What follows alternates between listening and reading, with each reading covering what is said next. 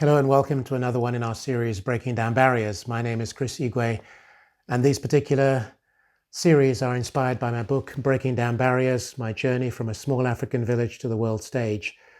And in the series that I've done, I take a chapter, I break it down, I give you some thoughts and ideas, I share my insights, my philosophies, what's helped me through my own life, and then I give you a little story.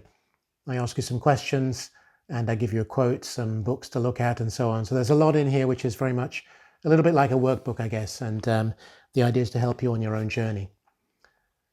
Today's session, this particular chapter, is entitled Benefit from Reverse Mentoring. Benefit from reverse mentoring. Now, in many ways, the question is, what is reverse mentoring? Now, I hope and I assume that many of you are familiar with coaching or mentoring, but in this particular case, mentoring, which is essentially someone with a vast amount of experience who's gone a particular route, a particular path, achieved what it is that perhaps you want to achieve. And through that mentoring program and through that mentoring process, the individual takes you on your journey. So for example, I do mentoring. I've done for many, many years, and I mentor people who want to achieve something in their own life. And they look at me as a shining light, a beacon to which they can come and they can say, I like what he does or she does. I like the fact that they've achieved this particular place in their career, in their life, and I want to achieve that as well. And then you offer them this mentoring, which helps them on their journey. So it's basically someone who has achieved something that you want to achieve and you aspire to achieve. Now, in the case of reverse mentoring, there are different ways of looking at it. The classical way is essentially in a work environment. So you may have someone who is a senior member of staff, and that senior member is looking to a junior member or somebody with less experience to help them, that senior person, understand or know more about whatever it is. And that's okay, and that's fine. At the end, I'll explain to you some of the challenges around reverse mentoring in itself. But the one that perhaps we're more familiar with, and you're more familiar with, because what I seek to do through this book anyway is to give you very clear and tangible elements that you can hold on to and you can say, oh, I see it, and I see it in my own life. So for example, in life in general, reverse mentoring could be where somebody with less experience, you have more experience as a junior or a less experienced individual in terms of age. So essentially, for example, if somebody has a skill and you don't, and you are the older, so in this case myself, and I'm reverse mentored by someone else who is younger than me, more junior, and in the context of life, less experienced. But that person, which is what's key about reverse mentoring, has a specific skill, knowledge, insight on something that you, as the older or more senior individual, wishes to acquire. How does that work? There are many different ways in which I've seen reverse mentoring function, but I want to break it down into perhaps, again, to help you understand, 3 simple examples. One is an example where, for example, those of us who are older, you can call us more senior, you can call us senior citizens, you can call us retired, you can call us old age pensioners, whatever. You can call them your grandparents. And they have stopped working perhaps, but they want to acquire a skill, which is how to use a laptop, how to use a computer.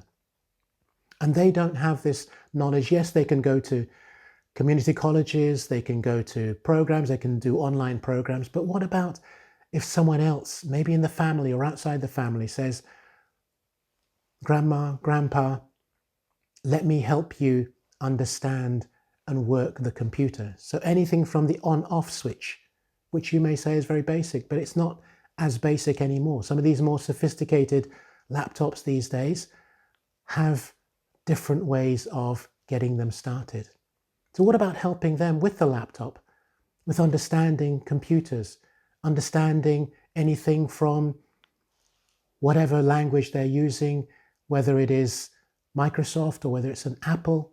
How does that work? What are the differences? So help them on their journey not just about getting the laptop, but explaining to them what sort of laptop they should get. Yes, they could go into a store and they could then explain to them, but will the store give them the information that you need? But you're someone who uses the computer on a regular basis and you're very comfortable with it.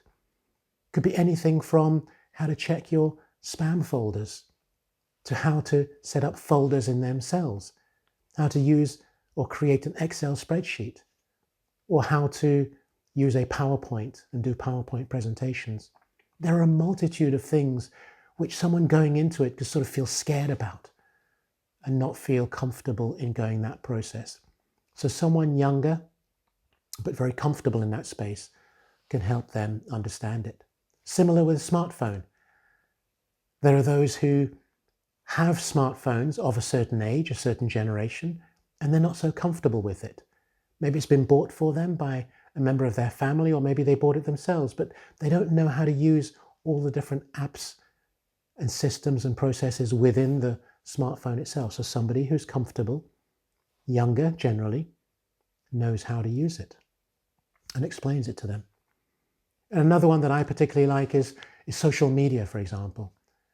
Those of us who are older, we weren't born with social media. We weren't born with knowing how to use many of these different platforms, whether it was Snapchat back in the day, it's less used today, or it's Instagram or Facebook, LinkedIn, TikTok, YouTube channel, whatever it happens to be. The whole social media environment is one which, for many of us, we're like deer caught in the headlights. And we go, wow, I can't do this. There's too much. I know lots of people who don't necessarily use their social media in the best way possible for them.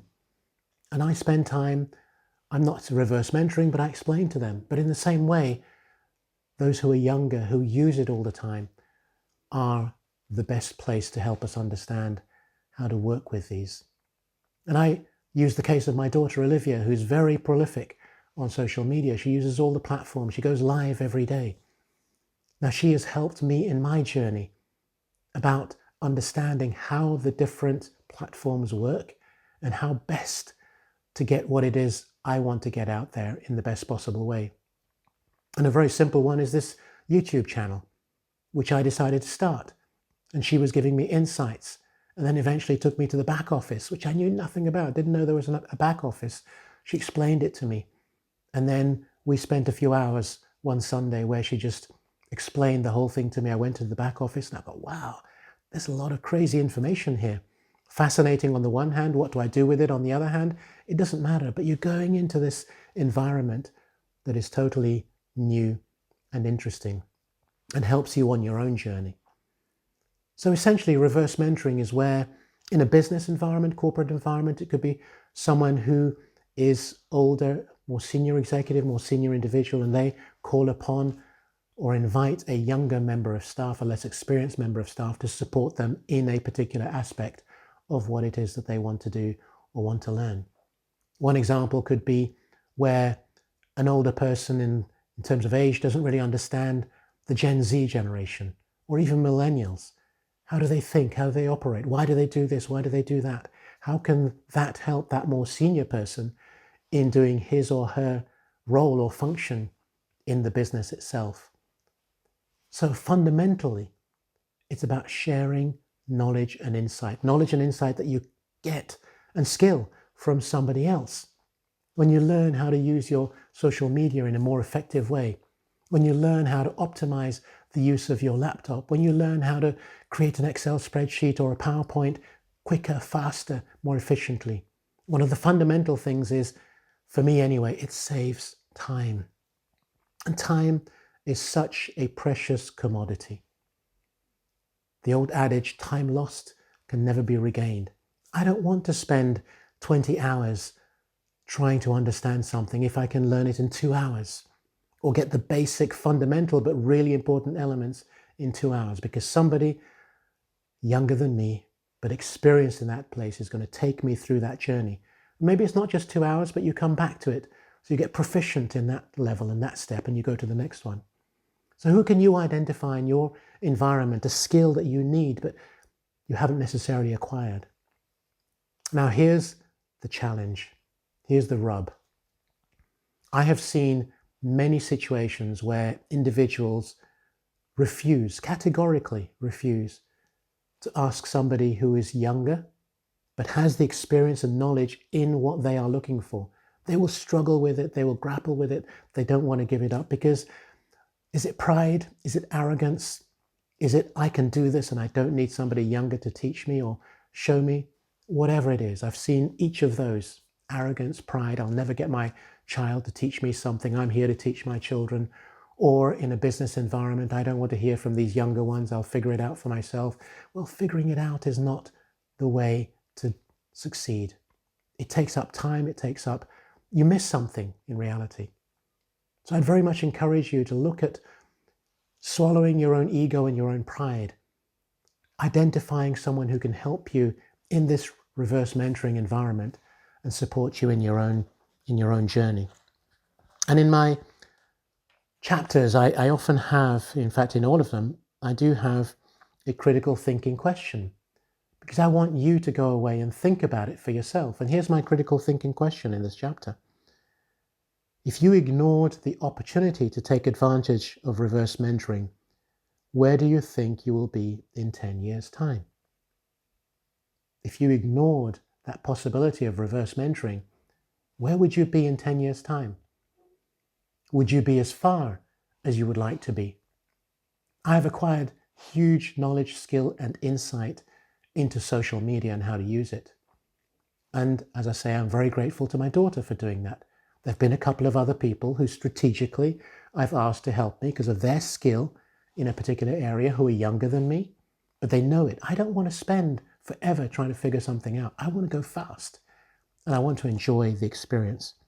And so if after you've thought about where you'll be in 10 years' time, having not taken up this reverse mentoring, how do you feel about that? That's the sub-question to this. How do you feel about that? So basically 10 years has gone by and you're looking back and you decided not to follow someone who could offer you that reverse mentoring skill and ability. How would you feel about that? And I use the feel because feel is critically important, because feel then determines, well, if that's the way I feel in 10 years' time, shouldn't I do something about it now? It's not just about time you've wasted. It's about how that feeling, and you look back and you go, I would have approached it differently. So I want you to ask yourself how you feel if you've ignored reverse mentoring. But at the same time, I hope that this video actually inspires you not to ignore it, but to look out clearly for those who can support you, who can be there in that particular solution to a problem that you have, whether in a work, corporate environment, or in a general life environment, reverse mentoring. So I hope this has resonated with you. If it has, then please feel free to like, comment, and share, and of course subscribe to the channel so you know when other videos are becoming available. And in the meantime, and until the next time, thank you for watching. Goodbye.